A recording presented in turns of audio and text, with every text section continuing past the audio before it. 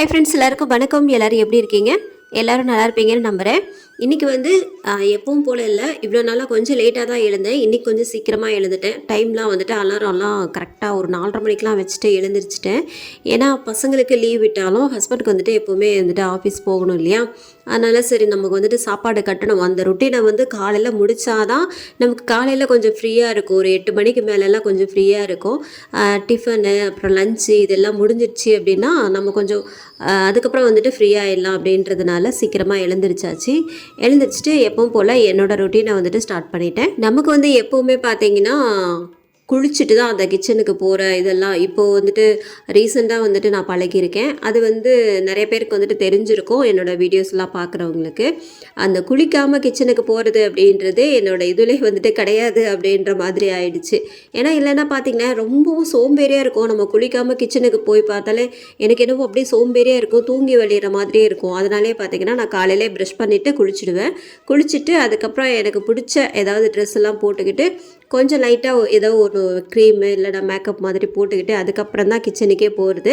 அது எவ்வளோ டைம் ஆனாலும் சரி, இப்போல்லாம் வந்துட்டு அந்த ரொட்டீனை வந்துட்டு நான் விடுறதே கிடையாது. எப்பவும் போல் அது மாதிரி தான் பண்ணிகிட்ருக்கிறேன். ஏன்னா அப்போ தான் வந்துட்டு மைண்டும் ஃப்ரெஷ்ஷாக இருக்குது. நமக்கும் வந்து மனசு பார்த்திங்கன்னா அவ்வளோ ஒரு நிறைவாக சந்தோஷமாக இருக்குது. ஏன்னா காலையில் தூங்கு மூஞ்சோடு அவங்கள வந்து வழி அனுப்புறதை விட நம்ம இந்த மாதிரி ஃப்ரெஷ்ஷாக வழி அனுப்பும்போது ரொம்பவுமே ஹாப்பியாக இருக்குது. எப்போவுமே காலையில் எழுந்த உடனே ஃபஸ்ட்டு பாலை காய வச்சு நான் காஃபி குடிச்சிருவேன். ஆனால் இப்போல்லாம் அந்த மாதிரி இல்லாமல் டாக்டர்கிட்ட போயிட்டு வந்தேன் இல்லையா, அதுலேருந்தே பார்த்தீங்கன்னா நான் சுடு தண்ணி வச்சு ஃபஸ்ட்டு வந்துட்டு குடிச்சிட்டு அதுக்கப்புறமா தான் இப்போல்லாம் காஃபி குடிக்கவே ஆரம்பிக்கிறேன். கொஞ்சம் நேரம் கழிச்சு சுடு தண்ணி குடிச்சிட்டு அதுக்கப்புறம் கொஞ்சம் நேரம் கழிச்சு அதுக்கப்புறம் தான் காஃபியை குடிக்க ஆரம்பிக்கிறேன். நம்ம இந்த வெறும் சுடு தண்ணி மட்டும் குடிக்கிறது இல்லாமல் அதில் வந்து கொஞ்சம் நைட்டே வெந்தயம் போட்டு அதை ஊற வச்சுட்டு அதுக்கப்புறம் அதை குடிக்கலாம். அப்புறம் வந்து சுடு தண்ணி இல்லாமல் அது வெந்தயத்தோடு வந்து சுடு தண்ணியோடு குடிக்க தேவையில்லை. நம்ம வந்து வெந்தயத்தை ஊற வச்சுட்டு அந்த தண்ணியோடு குடிச்சிடணும், அந்த வெந்தயத்தோடு சேர்த்து குடிச்சிடணும். அது வந்து கொஞ்சம் குளிர்ச்சி தன்மை நமக்கு ஏற்படும். ஏன்னா இப்போல்லாம் வந்துட்டு சம்மர் டைம் இல்லையா, கொஞ்சம் சூட்டை கிளப்பி விடல, அதனால வந்துட்டு நான் சொல்லிக்கிறேன். அப்புறம் வந்து சுடு தண்ணி அப்படின்றது ரெகுலராக வந்துட்டு அதை குடிச்சிட்டு வந்தோம் அப்படின்னா உடம்பு வந்து கொஞ்சம் குறையிற மாதிரியே கொஞ்சம் ஃபீல் ஆகுது. அதனால தான் நான் சொல்லிக்கிறேன். நான் வந்து இன்றைக்கி முருங்கைக்கீரை ரெசிபி தான் உங்களுக்கு செஞ்சு காமிக்க போகிறேன். அதுக்கு வந்து ஃபஸ்ட்டு ஒரு கடாயில் எண்ணெய் ஊற்றிக்கணும். இதுக்கு வந்து கடுகு, ஜீரகம், ஒரு 4 காஞ்ச மிளகாய் சேர்த்துக்கலாம். நான் வந்து பச்சை மிளகாய் தான் சேர்ப்பேன். இன்றைக்கி வந்து காஞ்ச மிளகாய் சேர்த்துருக்கேன். அவ்வளோதான். ஒரே ஒரு பெரிய வெங்காயம் மட்டும் கட் பண்ணி சேர்த்துட்டு கொஞ்சம் நேரம் வதங்கினதுக்கப்புறமா நம்ம முருங்கைக்கீரையை நல்லா தண்ணியில் அலசிட்டு சேர்த்துட்டு இது கூடவே தேவையான அளவுக்கு உப்பு சேர்த்துட்டு நல்லா வந்துட்டு இந்த மாதிரி மிக்ஸ் பண்ணிகிட்டே வாங்க. முருங்கைக்கீரை வந்து நமக்கு சீக்கிரமாகவே வதங்கிடும். இந்த கீரையெல்லாம் வதங்கினதுக்கப்புறமா நான் வந்து தேங்காய் துருவல் தான் சேர்ப்பேன். ஆனால் இப்போ ரீசெண்டாக பார்த்தீங்கன்னா முட்டை உடச்சி தான் சேர்க்குறேன். ஏன்னா அந்த டேஸ்ட் வந்து எனக்கு ரொம்பவும் பிடிச்சிருக்கு. அதனால் இது கீரை வந்து நல்லா வதங்கினதுக்கப்புறமா 2 முட்டை மட்டும் நான் உடச்சி சேர்த்துக்கிறேன். இப்போ இந்த முட்டையோடு சேர்த்து கீரையும் வந்துட்டு நல்லா வதக்கிக்கலாம். அவ்வளோதான், நமக்கு முருங்கைக்கீரை பொரியல் ரெடி ஆயிடுச்சு. இந்த எண்ணெய் வந்துட்டு அப்ளை பண்ணிவிட்டு இட்லி தட்டில் எண்ணெய் அப்ளை பண்ணிவிட்டு அதுக்கப்புறமா தான் நான் இட்லி ஊற்றிட்டு இருந்தேன் இவ்வளோ நாளாக. ஆனால் அது பார்த்திங்கன்னா கொஞ்சம் நேரம் நம்ம எடுத்து வச்சுட்டு ஒரு 5 மினிட்ஸ் வந்துட்டு வெயிட் பண்ணணும். அதுக்கப்புறமா தான் அதை வந்து கரண்டி வச்சு சுரண்டி எடுத்துகிட்ருக்கணும்.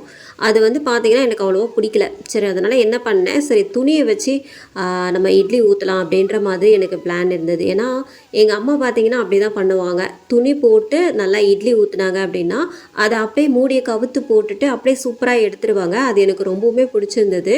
அதனால தான் வந்துட்டு இந்த மெத்தடை வந்துட்டு நான் ட்ரை பண்ணேன். இட்லியும் பார்த்திங்கன்னா நல்லா சாஃப்டாக சூப்பராக வந்திருந்தது. இந்த இட்லி வந்து நான் எண்ணெய் தேய்ச்சி ஊற்றும் போதெல்லாம் என்ன ஆகும்னா அந்த இட்லி தட்டிலே ஒட்டிக்கும். ஆனால் இப்போ பார்த்தீங்கன்னா அந்த மாதிரிலாம் இல்லாமல் ரொம்பவே சூப்பராக வருது. இன்றைக்கி கல்யாண வீட்டில் செய்கிற மாதிரி இந்த கேரட்டு, பீன்ஸு, அப்புறம் கத்திரிக்காய், முருங்கைக்காய் இது எல்லாமே போட்டு சூப்பராக ஒரு சாம்பார் வச்சுருந்தேன். அதுக்கப்புறம் பார்த்தீங்கன்னா முருங்கைக்கீரை பொரியலும் வந்துட்டு பண்ணிட்டேன். இது 2 காம்போ மாதிரி ஆயிடுச்சு. அப்புறம் ஹஸ்பண்ட் வந்துட்டு எது வச்சாலும் சரி சாப்பிட்டுப்பாங்க. நம்ம வீட்டில் இருக்கிறவங்களே நம்ம எடுத்துக்கலாம். நீ எனக்கு மரியாதை கொடுக்கல, என்ன சுத்தமாக மதிக்கவே மாட்டேன்ற அப்படின்ட்டு நான் கூட நிறையவே சொல்லியிருக்கேன் பசங்களை பார்த்து.